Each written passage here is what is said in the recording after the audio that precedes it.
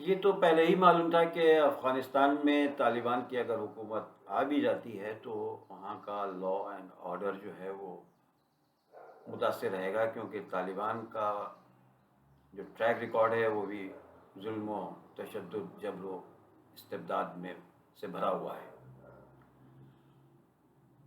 جمعے کے روز افغانستان کے شمالی شہر قندوز میں شیعہ برادری کی مسجد میں جو خودکش حملہ ہوا، اس میں اب تک تقریباً 120 افراد جاں بحق ہوئے ہیں اور 150 سے زیادہ افراد اسپتالوں میں ہیں اور شدید زخمی ہیں۔ افغان طالبان کے ترجمان ذبیح اللہ مجاہد نے ایک آڈیو پیغام سے اس بات کی تصدیق کی ہے کہ مرنے والوں کی تعداد 46 سے زیادہ ہو چکی ہے۔ انہوں نے یہ بھی کہا ہے کہ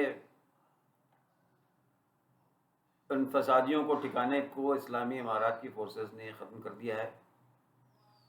قندوز میں شیعہ برادری کی مسجد میں ہونے والے خودکش حملے کی شدت پسند تنظیم داعش نے ذمہ داری قبول کر لی ہے۔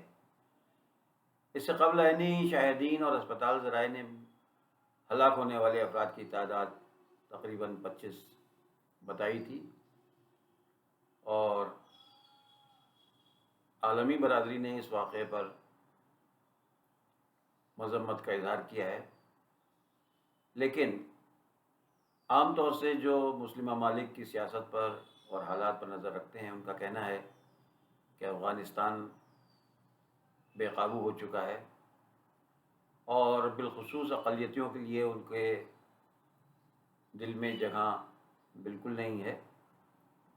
مصلحتاً وہ کچھ اس طرح سے روک ٹوک کرتے ہیں، لیکن ان کا خود جو مکتبہ فکر ہے وہ طالبان اور داعش سے میں ہم آہنگی ہے۔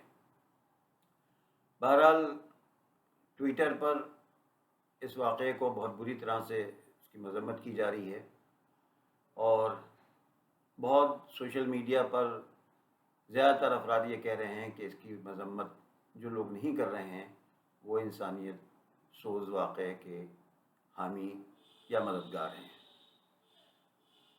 اس سلسلے میں بہت سی تصویریں بھی اور ویڈیوز بھی پوسٹ کیے جا رہے ہیں سوشل میڈیا پر۔